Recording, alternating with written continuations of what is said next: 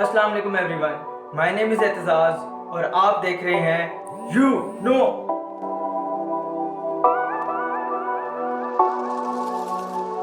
आज मैं आपको इस वीडियो में बताऊंगा कुछ 5 ऐसे नफ्सियाती मतलब के साइकोलॉजिकल फैक्ट जो यूजुअली आपकी ज़िंदगी में होते हैं और उसकी रीज़न क्या होती है और उसका इम्पैक्ट क्या पड़ता है आपकी लाइफ पे।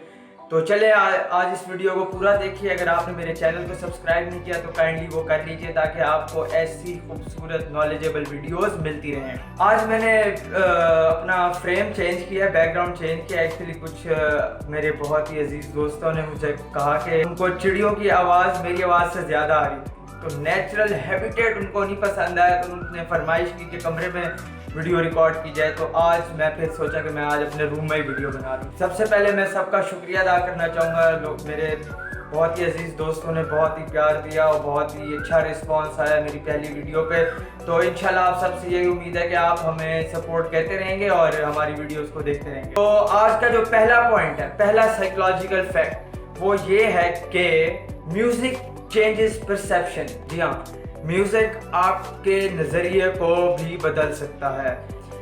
एक रिसर्च के मुताबिक, बेसिकली मैं आपको पहले ये बता दूं कि जितने भी पॉइंट्स मैं बता रहा हूँ कि एक साइकोलॉजिकल रिसर्चेस पे बेस्ड हैं। ये मेरी कोई अपनी बातें नहीं है, ये साइकोलॉजिकल फैक्ट्स हैं जो मैंने पढ़े और मैं चाहता हूँ कि मैं आप सबको डिलीवर कर दूँ। तो जो म्यूज़िक की जहाँ तक बात है, उसमें म्यूज़िक सुनने से इंसान का देखने का नज़रिया भी बदल सकता है। ये पूरी इन्वायरमेंट को जिस तरह परसीव करता है, एक म्यूजिक के जॉनरा उसको चेंज कर सकता है। फॉर एग्जांपल, अगर आप कोई हाई बीट सॉन्ग सुनते हैं, जैसे आजकल बच्चे ना बहुत ही, जैसे आजकल के नौजवान सिद्धू मूसेवाला को सुनते हैं और उसके जो रैप्स होते हैं और उसमें जो बीट्स होती हैं वो आपको, मैं कहता हूँ, जमीन से उठा के आसमान तक पहुंचा देती हैं। जैसे आप गाड़ी में बैठे हैं और गाना चलाया है सिद्धू मूसेवाला का, गाड़ी मेहरान है और लग ऐसे रहा होता है बस जहाज चला रहे हैं, आज खत्म है दुनिया, आज हम ऊपर जा रहे हैं। और जिस तरह की वो बातें करता है और जिस तरह की वो बीट देता है, तो वो आपको एलिवेट करती है, आपको बूस्ट अप करती है ऊपर जाने के लिए। और सिमिलर जब आप सैड सॉन्ग सुनते हैं तो आप अपने आप को बहुत ज्यादा इमोशनली अटैच कर लेते हैं अपने उन गमगीन लम्हात को उससे रिलेट करके और एक अलग ही दुनिया में चले जाते हैं। मतलब वो आपको एक स्प्रिंग की तरह कंप्रेस कर देता है और आप एक बस आपको सुकून भी मिल रहा होता है but you feel so down. इसी तरह एक 2011 की स्टडी के मुताबिक जब म्यूजिक पे बात हो रही थी तो उन्होंने ये रिसर्च, एक तो म्यूजिक इंसान के जो एनवायरनमेंट परसीव करने की एबिलिटी है वो चेंज कर देता है, दूसरा ये मूड्स पर बड़ा डिपेंड करता है। और ना जो लोग म्यूजिक सुनते हैं वो ये ढूंढते हैं कि जो सैड सॉन्ग है उसमें वो ढूंढते हैं, जो लोग म्यूजिक सुनते हैं रिसर्च के मुताबिक लोग सैड सॉन्ग में हैप्पी फेसेस ढूंढ रहे होते हैं। अगर आप अरिजीत सिंह का गाना सुनेंगे तो आप ये एक्सपेक्ट कर रहे होंगे कि शायद अरिजीत सिंह खुश भी है साथ साथ, लेकिन वो कहाँ से खुश हो सकता है, वो जब तक वो उसमें गम ही नहीं आएगा तो उस गाने में फील कहाँ आएगी। इसी तरह जो खुशगवार गाने हैं उनमें वो कोई सैड चीज सुन रहे होते हैं, देखना चाह रहे होते हैं, मतलब अपने आप को किसी ना किसी तरह रिलेट कर रहे होते हैं उस सॉन्ग के साथ। अच्छा, एक टर्म है परसेप्चुअल एक्सपेक्टेशन। इसमें ये होता है कि जो चीज़ आप सुनते हैं ना, आप उसको परसीव करने लग जाते हैं। फॉर एग्जाम्पल, जैसे एक ये गाना है जो मैंने अभी एक प्ले किया, चांद छुपा बादल। अब आप इस गाने को सुने और आप खुद बताएं कि किस तरह मैं अब इमेजिन करने लग जाऊंगा कि यार अच्छा ये इन्वायरमेंट है, ये वो बादल है, या ये मतलब what ever the condition is, कि जो गाना आपको बता रहा है आप उसको परसीव करके एक इमेजिनरी चीज कर लेते हैं। इसी तरह जो सॉन्ग है ना वो आपको वर्कआउट में बहुत ज़्यादा एलिवेट करता है। जब आप बूस्टअप, आप कोई बहुत ही ज़्यादा हाई बेस्ड गाना सुनते हैं तो आप वर्कआउट बहुत अच्छा कर सकते हैं। सेकेंडली, जब आपका ब्रेकअप हो जाए या आपका दिल टूट जाए तो वो सैड सॉन्ग्स, वो हार्ट ब्रेकिंग सॉन्ग तो आपको वो रिहेबिलिटेट करते हैं, वो आपको फील कराते हैं कि नहीं, आपकी एग्जिस्टेंस भी इम्पॉर्टेंट है। तो इस तरह जो है सॉन्ग्स है ना वो आपको आपकी जो परसेप्शन है वो चेंज कर देता है। लेकिन यहाँ पे मैं एक डिस्क्लेमर देना चाहूँगा, आई एम नॉट प्रमोटिंग म्यूजिक, मुझे जज ना करें इस बेस पे। I am just saying the relation of music with perceptions. You can also listen any Quranic ayat और ये कुछ भी, जैसे मैं अक्सर मेडिटेशन करता हूँ तो मैं सूरत इखलास सुनने लग जाता हूँ। इसका कतन ये मतलब नहीं है कि आप खालिसतन म्यूजिक ही सुने, आप कोई भी अच्छी बात सुन सकते हैं, आप कोई भी अच्छी किरात सुन सकते हैं, कुरानिक आयात सुन सकते हैं, कोई तालीम सुन सकते हैं, लेकिन उसका एक अमल दरामद है कि वो आपकी एक परसेप्शन को चेंज कर देगा। नंबर सेकंड, दूसरा फैक्ट ये है कि फॉरेन लैंग्वेज लॉजिक ये है कि जब आप कोई ज़िंदगी में बहुत ही इंपॉर्टेंट फैसला करें तो उसको एक दूसरी जुबान में सोच के भी देखें। फॉर एग्जाम्पल, आप एक इन्वेस्टमेंट करने जा रहे हैं, ठीक है, बिजनेस इन्वेस्टमेंट है, और आप एक नेटिव उर्दू स्पीकर हैं, तो आप सबसे पहले ये सोचेंगे कि यार अगर मैं ये इन्वेस्टमेंट कर रहा हूँ तो शायद मैं इसमें नुकसान में भी जा सकता हूँ, या कल को मैं मर गया तो मेरे पैसे मुझे मेरे बच्चों के लिए बचा लेने चाहिए इंस्टेड ऑफ इन्वेस्टिंग। ठीक है, आप अपनी लैंग्वेज में बहुत ज्यादा इमोशनल होने लग जाते हैं, आप उसको इमोशंस के साथ रिलेट करने लग जाते हैं, बट उसी टाइम आप अपने आप को एक दूसरी लैंग्वेज में ट्रांसफॉर्म करके देखें और फिर देखें क्या होता है। फॉर एग्जांपल, आप इंग्लिश में चेंज करते हैं तो आपको फौरन एक मोटिवेशन लाइंस आने लग जाएंगी, yes you can do it, this is for you, जैसे आप कह लें कि टुडे इज योर डे। ठीक है, और फॉर एग्जांपल अगर आप किसी नौकरी के इंटरव्यू पे जा रहे हैं तो अगर आप उर्दू स्पीकर होंगे तो आप ये सोचेंगे कि यार अब इंटरव्यू दूं, फिर नौकरियां करूं, क्या खज्जल ख्वार हूं। लेकिन अगर आप फौरन ही अपने आप को स्विच कर लेंगे दूसरी लैंग्वेज में, पंजाबी में, तो आप ये बोलने लग जाए, शायद ये सोचने लग जाए कि नहीं पाए न नौकरी च सारा कुछ रखा है, मैं तो नौकरी ही करनी है, मैं पैदा ही नौकरी च होया ते मैं करनी भी नौकरी मेरा प्यो है। मतलब I am not an Punjabi speaker but I am just trying to describe my point. अच्छा, अब मैं आपको बताऊं कि हमारे रीजनिंग स्किल्स ना दो तरह की होती है, एक होती है इमोशनल सिस्टमैटिक एंड लॉजिकल, एक होती है सिस्टमैटिक एंड लॉजिकल, और एक होती है अनकॉन्शियस एंड इमोशनल। जब आप अपनी फर्स्ट लैंग्वेज में सोचना शुरू करते हैं ना तो आप इमोशनल होकर सोचते हैं, ठीक है, आप वो लॉजिकल सोचना छोड़ देते हैं। जब आप अपने आप को एक लेस नेचुरल मतलब एक सेकंड लैंग्वेज में सोचना शुरू करेंगे तो आप सिस्टमैटिकली और लॉजिकल सोचेंगे।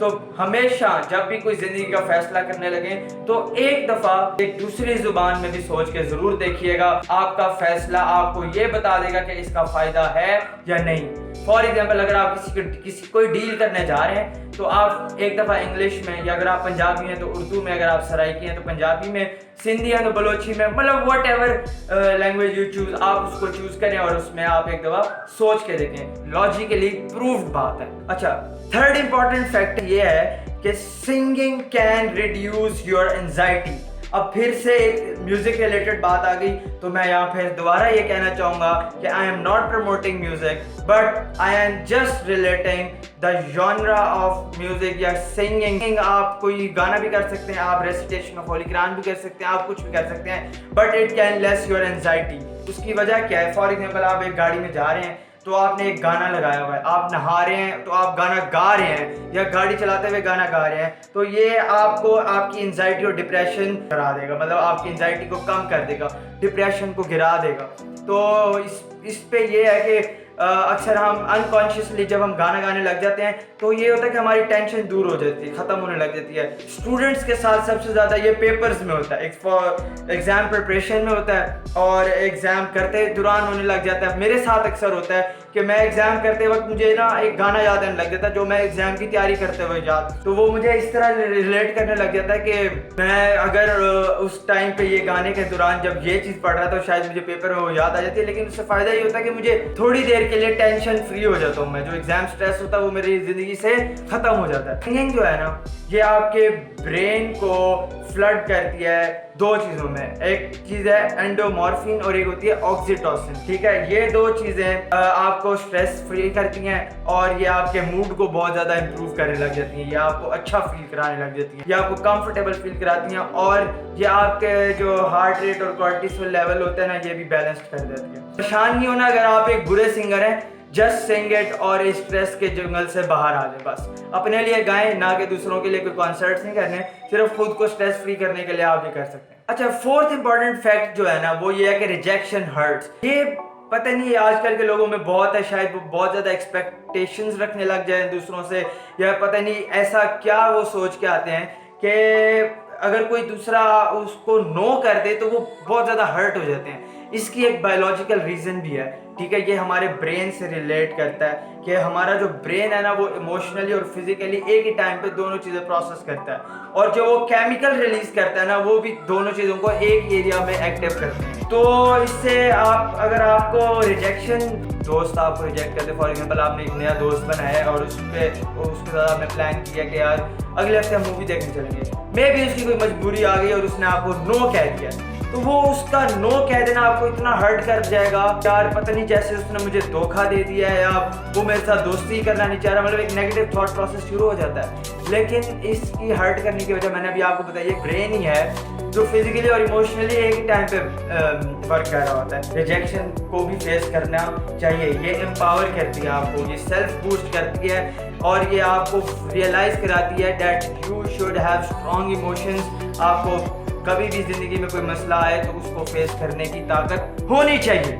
अच्छा जी, लास्ट पॉइंट है हेल्दी सार्केज्म। सार्केज्म को आप कह सकते हैं तंज या मजाक या जुगतबाजी या कुछ इस तरह की सार्केस्टिक लैंग्वेज होती है एक जो इंटेलिजेंट लोग बड़ा यूज करते हैं। अच्छा, सार्केस्टिक होना भी एक इंटेलिजेंट इंसान की निशानी है। जो ज़हीन इंसान होता है ना, वो ही इस तरह के जुगत मार सकता है। सार्केस्टिक इंसान है, अगर आप जुगतबाज हैं और लोगों को तंज भी कहते हैं, मे भी आपके ताल्लुक खराब हो चुके हो, लेकिन आप इससे परेशान ना हो, क्योंकि ये आपकी जहानत का सबसे बड़ा अलमिया है कि आप सार्केस्टिक हैं, आप मजाक करना जानते हैं, आप खुद को अच्छा फील कराना जानते हैं, आप जानते हैं कि आपको कॉम्प्लेक्स सिचुएशन से खुद को कैसे निकालना है। सबसे बड़ी बात, सबसे बड़ी अचीवमेंट इंसान की यही है। अब ये होता है कि सोशली आपकी अंडरस्टैंडिंग थोड़ी सी दूसरे के साथ खराब हो सकती है, लेकिन खुद के साथ बहुत अच्छी हो सकती है। अच्छा, इसके इंटेलिजेंट होने की निशानी पता क्या है? वो ये है कि इनकी जो परसेप्शन होती है ना चीज़ों की, वो बहुत स्ट्रांग होती है। इनका ब्रेन एक सेकंड में, मतलब इससे भी पहले परसीव करता है कि जो आगे से उसको बात पड़ रही है उसका मीनिंग क्या है, उसकी टोन क्या है, उसको रिप्लाई किस तरह देना, और वो क्विकली मतलब उसको स्पिन करके उसके मुंह पे मारते हैं। कि टेल ड्रामा में भी होता है और अक्सर रियल लाइफ में हमारे दोस्त एक किसी की गंदी गा रहे होते हैं और अगला मासूम मन की तरफ सुन रहा होता है। तो एक तो वो मतलब आपकी सोशल गैदरिंग में भी थोड़ी सी खराब हो जाए, लेकिन जो लोग एंजॉय करते हैं, जो लोग इसको समझते हैं, जो लोग मजाक समझते हैं, वो इसको जरूर एंजॉय करते हैं। लेकिन अगर आप मजाक करना जानते हैं तो ये आपके लिए सबसे अच्छी बात है और आप दुनिया के ज़हीन तरीन इंसानों में पाए जाते हैं। आप बहुत क्विक हैं, क्रिएटिव हैं। और तो आज की वीडियो में इतना ही। अगर आपको कोई भी एक पॉइंट अच्छा लगा है तो ज़िंदगी में उसको ज़रूर सीखिए और किसी दूसरे तक ज़रूर पहुंचाइए, इस वीडियो के ज़रिए या खुद के ज़रिए। इस वीडियो बनाने का मेन मकसद ही यही है कि आप लोग क्विक वे में कोई ना कोई बात सीख लें और किसी दूसरे तक पहुंचा दें। तो अगर आपको ये वीडियो अच्छी लगी है तो इसको लाइक, कमेंट और सब्सक्राइब ज़रूर करें, दूसरों को बताएं इस वीडियो के बारे में। और हमारे thank you so much. Aitzaz signing out. अल्लाह हाफ़िज़। अस्सलाम वालेकुम।